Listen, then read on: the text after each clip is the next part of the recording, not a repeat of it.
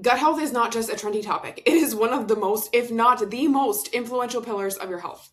It is literally called your second brain for a reason. I talk all the time about how your brain, aka your nervous system, is the controller of your hormones, your metabolism, your gut, everything. But something I didn't appreciate for a while is that your gut is also a controller of your brain, your nervous system, your hormones, your metabolism, your immune system. Like the relationship between these two things goes in both directions. So when one thing is struggling, the other one feels like it is too. This is actually a big thing that I studied back in college. I was a neuroscience major and I was also a nutrition major. So a lot of my projects and a lot of the research that I did lived right at the intersection of both of these things, which was your gut. Your gut was the intersection, in my opinion, of your diet and of your mental health. So this is something I've cared about for a long time, but even I was missing what was happening inside of my own body. So this episode is more so about my own journey and some of the innocent mistakes that I was making when it came to my gut health. I went a very, very long time not knowing that I had some pretty serious gut dysfunction happening underneath of the surface, which has kind of been the main focus of my health and healing journey over the past like 6 to 8 months. The thing about this is I didn't like stumble across these gut health issues because I had really crazy bad digestion or intense bloating. I found out because I went all in on testing my hormones. I was trying to balance out my hormones and regulate my cycle, and I went all in on the functional lab testing, which meant I got a stool analysis, and things showed up on my stool analysis that I was completely not expecting.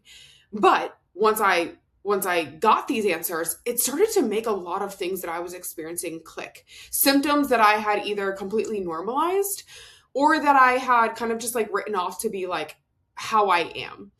Once I understood what was actually going on, I realized that they weren't normal and they were connected to my gut the entire time.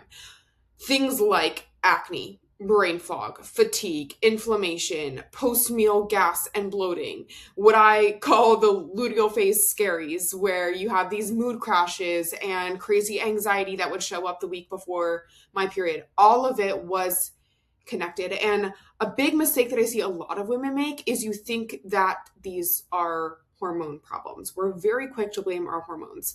Women who have been dealing with things like estrogen dominance or thyroid issues, acne, low energy, nutrient deficiencies, we're so focused on fixing the hormone piece, but we're never actually looking upstream at what's driving some of those hormonal dysregulations or imbalances. And the answer to that, more often than not, is actually your gut. Because your gut is where a huge portion of estrogen gets metabolized and excreted.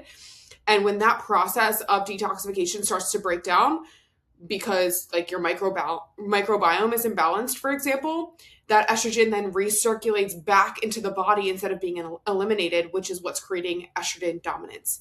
Think like water retention, puffiness, especially during the week before your period, because you don't have a good ratio of estrogen to progesterone. Your gut is also where the majority of your thyroid hormone gets converted to its active form. So from T4 to T3, poor gut health, chronic inflammation, leaky gut, all is going to interfere with that thyroid conversion and thyroid function as a whole, which is why so many women, with Hashimoto's or hypothyroid symptoms feel like maybe your medication isn't working or isn't improving your lab markers. It's because the T3 is really the more important hormone that we want to, not more important, I shouldn't say it's more important, but is really the critical marker that we want to look at, and it gets missed on traditional lab work.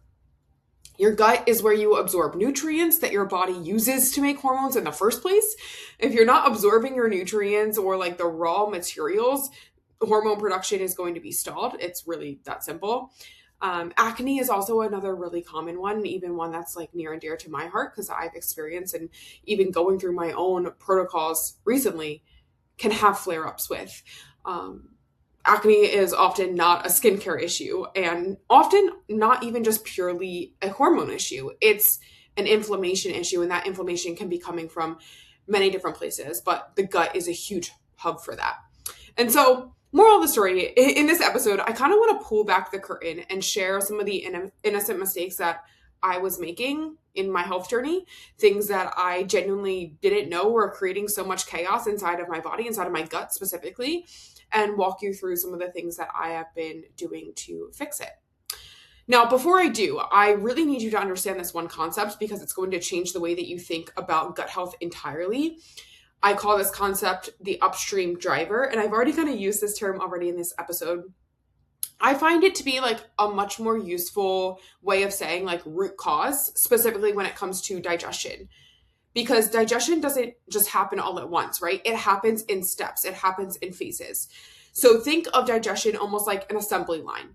Each station hands off to the next.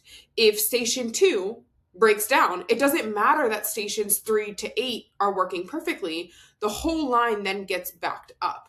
So a lot of times, a big mistake that I see women making is you're patching things downstream and you're still struggling because you didn't fix the original issue, the original breakdown. You're just kind of managing the mess that breakdown has created downstream. So if something's going wrong in step 2, but you're only treating step 6, you're never getting to the real problem. If you don't go back and fix step 2, or if you do go back and fix step 2, step 6 might resolve itself entirely because there's that domino effect in action of the assembly line. And so it's really important to understand what these upstream drivers are. And this was like so eye-opening to my understanding and my learning of digestion and gut health as a whole, the more that I have explored this, both as a practitioner and as a client on the other side. So I want to give you the steps of digestion in order. Step 1, your brain recognizes food is coming and it's going to signal your nervous system. Your nervous system signals to your body to shift into that rest digest state so that digestive processes can begin to happen to prepare for the food that is going to have to break down, digest, absorb, detox. So that's step 1. Step 2 is you eat the food and your mouth begins to break down mechanically through chewing. Your saliva begins some of the enzymatic breakdown processes of that food. Then you swallow it, it goes down into your stomach, and your stomach acid starts to break down the food even further. It also can kill off some of the harmful bacteria that kind of hitches a ride on the way down when you eat. Then step 4 is your pancreas and your gallbladder are going to release enzymes and bile to break down your proteins and fats. Step 5 is your small intestine, the food that makes its way into your small intestine. This is what's responsible for absorbing the nutrients from your food and also acting as a gatekeeper to keep out waste products, prevent them from entering the bloodstream. Your small intestine is also where a lot of your immune system lives. That is also another layer of protection to some of these pathogens or invaders. Your liver is also a layer of protection. So step 6 is like your liver provides a second layer of filtering and detoxifying before any nutrients are going to enter your body and enter circulation. Then step 7 is the waste is then going to move into your large intestine. This is quote unquote your gut, where it gets fermented by bacteria to produce short chain fatty acids, compounds that are like really powerful anti-inflammatory and even provide, some of those neurological benefits through that gut-brain axis. Step 8 is your stool is then excreted. So there's 8 steps here that I've listed, and I'm sure there's like tons more of like micro things that happen in between. These are just like the most common, what I would say, steps of the assembly line where we start to see breakdowns. So 8 steps, 8 opportunities for things to go right or for things to go wrong. And again, the reason I'm laying this out to you is because you need this framework to really understand why some of the mistakes that I was making were so damaging to my gut and my body. When I got my GI map results back, some of the things that I was specifically dealing with were low pancreatic enzymes. So that's like step 4. Leaky gut, that's step 5. Chronic inflammation in my body from that leaky gut. Insufficient beneficial bacteria, which is step 7. Also some bacterial and other overgrowths, which is step 7 as well. And even some low stomach acidity, which is all the way up at step 3. Even step 1, if we go beyond my GI map results and look deeper at things like my stress hormone panel, step 1, was broken down because I was in this state of adrenal fatigue, which is sympathetic dominance, which means that my nervous system was not getting into that parasympathetic state enough to support digestion. So every single one of these issues can be tied back to lifestyle habits that I thought were healthy, but were innocent mistakes that I was making. So let's talk about it. Mistake number 1. You guys can probably guess this if you listen to the podcast at all. Mistake number 1 was undereating. This is probably the biggest and the one that I'm obviously the most passionate about talking about because it's so misunderstood. From my eating disorder to my bodybuilding era, if you have done any kind of extreme, intense dieting of any form, whether it was to these extremes that I took my body or just intense yo-yo dieting for long periods of time, you have, excuse my French, fucked your gut in some way, shape, or form. You just have. Undereating is a physiological stressor, and I would argue it is the biggest physiological stressor. There is nothing more life-threatening to your body than not having the energy and the nutrients that it needs to function. So a chronic calorie deficit activates that sympathetic nervous system, your fight or flight response. In fight or flight, your body does not prioritize digestion. Digestion is a rest, digest function. So what happens downstream of that nervous system dysregulation is you have lower stomach acid production because your brain is not communicating to your stomach and to your pancreas and to your gallbladder to produce these essential resources for digestive processes. So you get lower stomach acid production, you get lower enzyme output, you get lower bile release. So steps 3 and 4 become extremely compromised when you're underfueled. Food doesn't get properly broken down, which means you're not absorbing the nutrients from what you're eating, and that undigested food is then sitting in your gut, becoming a feast for bacteria that shouldn't be thriving there, contributing to bloating and overgrowths and inflammation downstream. On top of that, your gut bacteria themselves depend on adequate food intake. Particularly things like, dietary fiber, diverse whole foods. Your gut bacteria need food to thrive. When I was under eating, I was literally starving my microbiome. Like one of the biggest red flags that came up on my GI map was having that low beneficial bacteria. Because I didn't have, they provide such protective benefits, such anti-inflammatory benefits, but all of mine had been killed off from chronic starvation, leaving a lot of space for some opportunistic ones to start to take over. And so the irony that I see here with myself, my past self, and with many women that I work with is restricting yourself in the name of health is actually making you sicker more often than not. So that's mistake number 1. Mistake number 2 is eating too high protein and too high fiber. The diet-friendly combo that the wellness industry is pushing full court press on you. This one sounds healthy on paper. And I thought it was, high protein, high fiber, whole foods, exactly what the wellness world tells you to eat. And they're not wrong. We've just kind of taken this a little bit too far. What no one tells you about protein and fiber is that they are the most difficult macronutrients for your body to digest. They require the most enzymatic work, the most stomach acid, the most effort from your GI tract to break down fully. So when you pair this high protein, high fiber, diet-friendly combo with underfueling, so a digestive system that's already compromised, for me, that was low stomach acid, low enzyme output, poor bile production. When you're pairing all this with high loads of protein and fiber, you're just adding fuel to the fire. Food is going to sit for even longer. Fermentation is going to happen in the wrong places, which is why you get bloating and gas and constipation and distension. All of symptoms that I was dealing with and couldn't really figure out why, or really, honestly, what I did was just normalize. But then it goes even a layer deeper than this. And this was the part that, really got me. When you have leaky gut, which is something that showed up on my GI map, which I did, the lining of your small intestine. So now we're moving from steps like 3 and 4 that were compromised to, I think this is step like 5 or 6.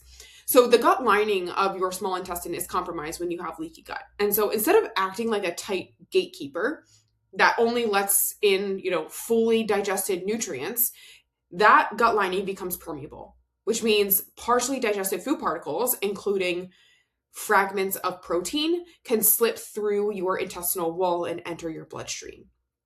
And then your immune system, which lives inside of that gut lining, your immune system sees those protein fragments and does exactly what it's designed to do. It flags them as foreign invaders and mounts like an inflammatory response to them.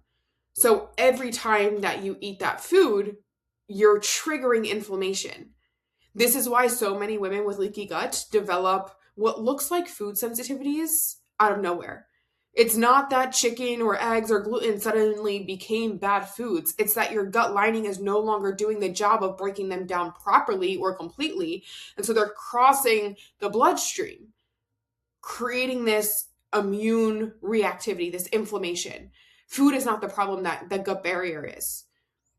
And this also explains, the gluten piece for me specifically. My GI map showed that I had a gluten sensitivity, something I had never experienced in my 27 years of life. But it's because gluten is a protein, a particularly difficult one to break down even in a healthy gut. So in a compromised gut with low enzymes and a permeable lining, it becomes one of the most inflammatory things that you can put inside of your body. Not because gluten is evil, but because your digestive system doesn't have the capacity to handle it right now. And your immune system is on this overdrive, high alert response. And that's why, removing gluten is one of the most important first steps when we're struggling with things like autoimmune issues, because it really does help to calm that immune reactivity down. So I was eating what I thought was a clean, high-performance diet, and underneath the surface, my immune system was on fire every single time I sat down and to eat. And that immune system being on fire, it creates inflammation, but it's also just creating this low-grade stress response in your body. So no matter how much nervous system regulation and no matter how well I was managing my stress on the outside, the stress was coming from the inside. And that's why I was still struggling with lots of symptoms and the hormonal imbalances that I was. It was all coming from my gut. And then on top of that, add to this like diet-friendly food concoction on top of all of that, little cherry on top, I wasn't just eating whole foods, right? I was eating a lot of those clean processed versions of foods, like the low carb, low sugar, fat-free, protein bars that contain a lot of chemicals, a lot of gut irritating ingredients like gums and emulsifiers and sugar alcohols. Again, taught that I was making the healthier choice behind the fitness industry, but those ingredients were just adding to the inflammatory load inside of my body, inside of a gut that was already struggling to keep up. So that was a big mistake that I was making, number 2. Number 3 is poor meal hygiene. This one is also pretty underestimated. I don't think people take this seriously enough, and I can be guilty of not taking this seriously enough myself. Remember, step 1 of digestion. Your brain needs to know that food is coming. If you are just jumping straight into eating and rushing through your meal without actually being present with your food, you're not smelling it, you're not seeing it, you're not participating in this mental act of, hey, I'm about to eat something. So your brain is not initiating the physiological response that's required to break that food down once it enters your stomach. You're not initiating the stomach acid production before you take that bite. And so when you're eating in a very distracted state, you're scrolling, you're working, you're watching something, you're skipping step 1 of this process entirely. And when you skip step 1, everything downstream becomes compromised before you even swallow that bite. I was also eating, too fast. So it's rushing through your meals, eating while distracted. Chewing is step 2, right? It is the only mechanical breakdown that your body really gets, other than like the peristalsis of muscular contractions. So if you're just inhaling your food, you're sending large, like poorly broken down pieces into your stomach that is already isn't producing enough acid to compensate for that. So the result is a lot of indigestion, bloating, nutrient malabsorption. One of the big symptoms that a lot of my clients experience actually is acid reflux, and that's usually a sign of low stomach acid, not high stomach acid. Another mistake that I see women making, this isn't necessarily one that I was guilty of, but it's one that I see a lot, and that's not giving yourself enough time between meal eating occasions. There's something called the migrating motor complex, the MMC, which is essentially like your gut's cleaning cycle. It runs between meals, sweeping debris and bacteria from your small intestine into your large intestine so that it can leave. But that migrating motor complex only activates when you haven't eaten for a few hours. So if you're constantly snacking and grazing throughout the day, it's going to disrupt that MMC, allowing for bacteria to accumulate in places that it shouldn't be. This is one of the major drivers I see of like SIBO, small intestinal bacterial overgrowths. So just something to keep an eye on. And I thought, really does go hand in hand with this meal hygiene conversation. It's not just about what you're eating, it's how you're eating the food. What's the state in which you're consuming your meal? Are you in that parasympathetic rest digest state? Are you slowing down? Are you being present with your food? Are you chewing it enough to start the digestive process? So that's mistake number 3. And then mistake number 4 is sympathetic dominance, which really just ties everything together because, again, it is the upstream driver of all of the upstream drivers. Sympathetic dominance means that your nervous system is chronically in that fight or flight state. And as I explained multiple times in this episode already, digestion is a parasympathetic function. You cannot fully digest in a sympathetic state. So some big mistakes that I was making that was keeping my body stuck in that sympathetic dominant state were poor sleep. Like I had a very dysregulated circadian rhythm, which I was able to see through some of the testing that I had done on my adrenal output. Your gut basically has its own circadian clock, like your microbiome, your motility, your enzyme production. They are all regulated in part by that sleep-wake cycle. So when that's disrupted, your gut function follows that. So really prioritizing morning and evening routines and really just consistency with those routines, with your bedtime and your wake up time to get your body into a clock. Like we are creatures of habit. We truly, truly are. We thrive in routine. Our body does.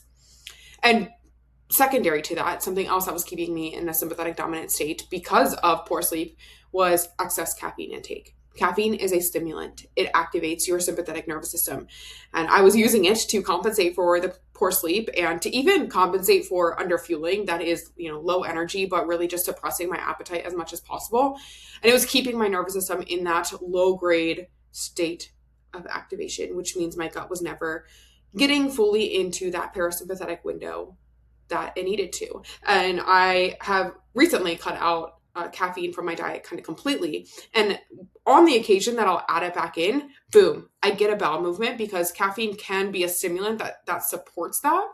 And if you're listening to this and you're like, I need my morning coffee to go, like that is a huge sign of dysregulation and dependence on that. So yeah, chronic stress, under recovery, chronic stimulant use are all feeding that same sympathetic dominant loop. So these are some of the things that I was dealing with. And again, the reason I'm sharing this with you isn't to make you spiral or freak out about your gut health, but really just to show you how logical gut healing can be once you understand this upstream driver framework, and that none of these, a lot of these mistakes that women are making are very innocent. They're very innocent, and they are what we would potentially consider to be healthy because we don't understand the physiological side effect of doing them. So yeah, I hope that this episode was helpful for you guys, sharing my own journey with some mistakes that I was making that were impacting my gut. If you're struggling with your gut health, please reach out to me. I would love to support you and send you over any resources to get answers, because this completely transformed my healing journey and has completely transformed many aspects of my health up until now. And we're not even done yet.